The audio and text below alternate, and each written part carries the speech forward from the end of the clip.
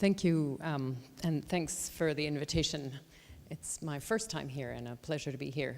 So I'm going to give a very brief overview of the public sector responses to addressing the double burden of malnutrition, and then we're going to hear more about some of these from the next three speakers who will go more into depth on many of these issues.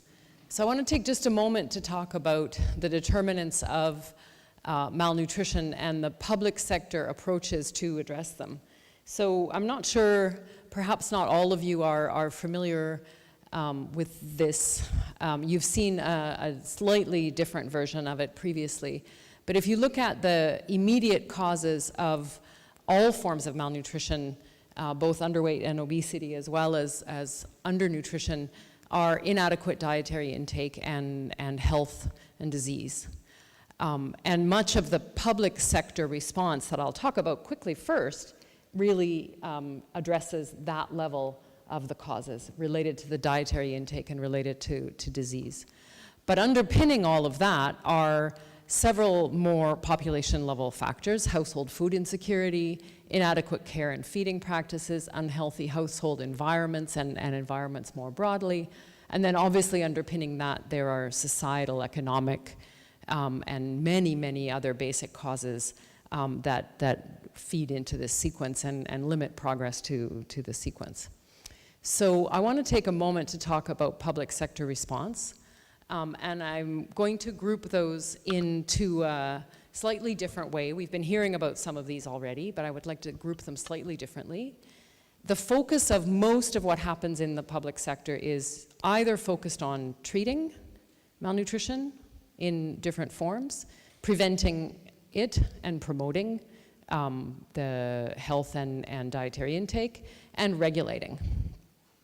So if we think a little bit about the treat and the prevent and promote, we have a fairly strong evidence base for several interventions, and the World Health Organization has guidelines developed based on that evidence for many of these. So let's just take a moment to walk through some of them. So on the treatment side, treatment is obviously intervening in a situation in a situation that has developed to the extent that it requires intervention to prevent death or severe other consequences. Typically happens at a health center, maybe a hospital, perhaps also at community.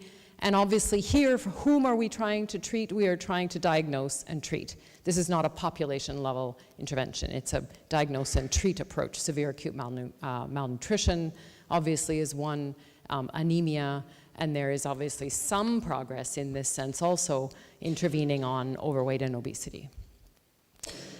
There's been several successes with the development of community-based management of acute malnutrition.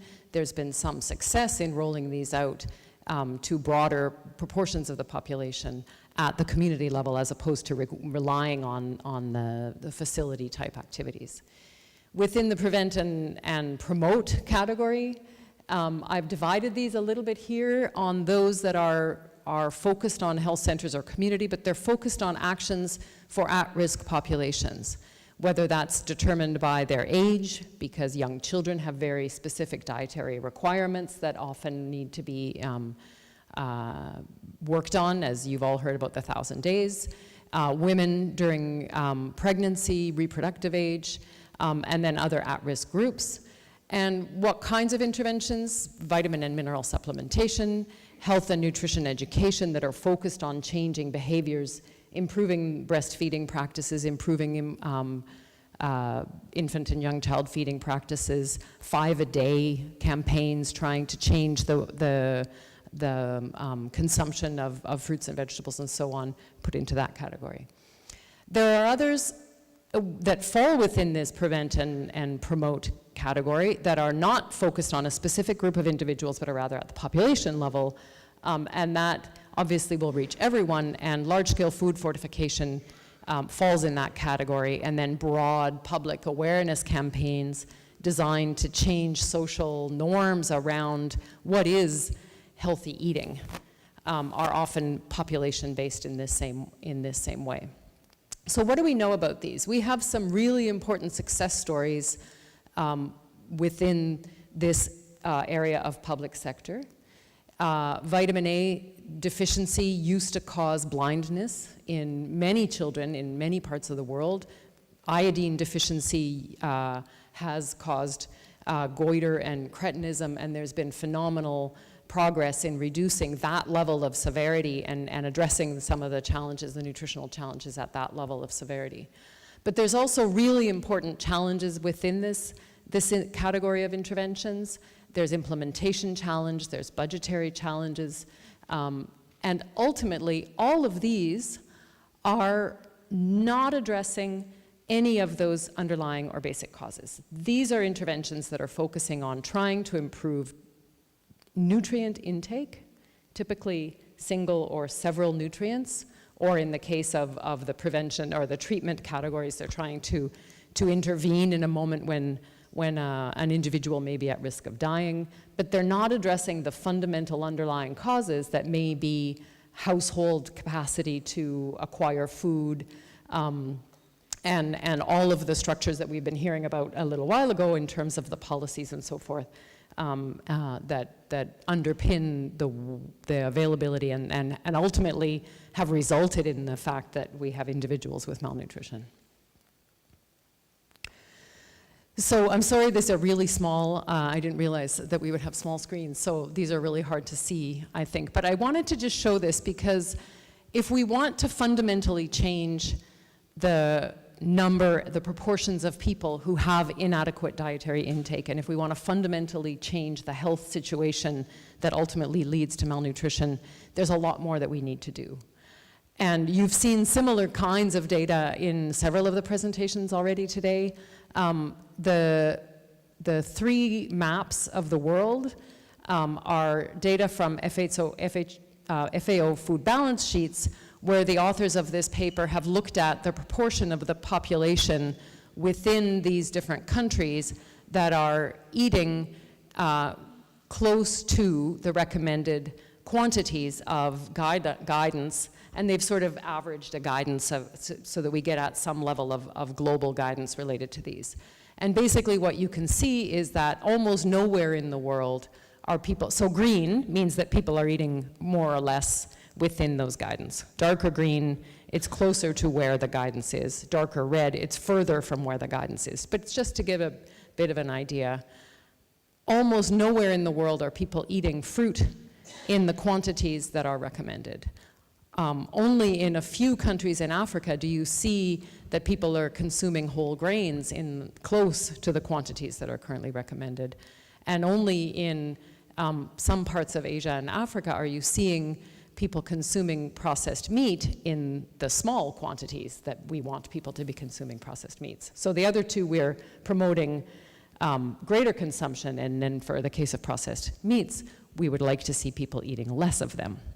So this just gives a bit of a sense of where the world is at, very far from what we want, and what we've heard this morning several times already is that there are many, many reasons why this is the case. And then, of course, we also know that consumption of, for example, sugar-sweetened beverages is far, far above where we would like it to be. Hard to see what it says there, but basically the top two lines are North America and Latin America, and you can see that it's an important contributor to calories on a daily basis for those populations. So moving from the situation where we have now, which is a public sector response that is primarily focused on the health sector. Right now, I think when we think about public sector response to malnutrition, we equate that with health sector response to malnutrition. And that's appropriate in our ability to mitigate the risks of existing malnutrition. We don't want to say we don't want to do that anymore and we have to move beyond health sector. We don't want to stop because we still have children who are dying of malnutrition. We still have women who are having complications during pregnancy due to severe anemia during pregnancy. We need to continue our public response, but we will never address the underlying causes to malnutrition if we only focus on that public response. So what we need is an expansion of our interpretation of the public sector response to malnutrition so that we can adequately address all of those underlying challenges to adequate diets that we so would like to see. So you're going to hear, this is really tiny, sorry about that. You're going to hear about these from several of our speakers in the next few, but we want to transform consumer demand for nutritious foods. We want people to be empowered to make the choices that will lead to a healthy diet.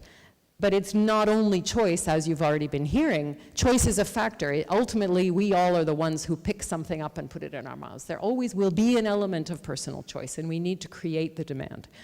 But all of these other factors, consumer purchasing power, agricultural production, markets and trade systems, ultimately all lead to a food environment that can facilitate or can impede our ability to consume a healthy diet. So within this slide, there are several options for public sector responses to promoting healthy diets. So we start at the top on transforming and creating consumer demand. Labeling regulations, advertising regulations, and fortification policies are several examples, some of which you'll hear about in the next few presentations. In terms of consumer purchasing power, work generation schemes, cash transfers, school feeding, consumer subsidies. There's been a substantial amount of work done on some of those. For example, the cash transfer programs in Latin America have generated evidence on improved consumer demand for some nutritious foods. Hasn't resolved all of the problems, but there certainly is one of the factors that can improve consumer purchasing power. On agricultural policies, there's research policies that are required to overcome all of the barriers that were pointed out very appropriately by Steve just a moment ago. And trade and market systems obviously require attention, trade policy, legislation, investment, and all that we know. So I'm going to stop there and leave it for others to present some of the examples of progress and challenges on these areas.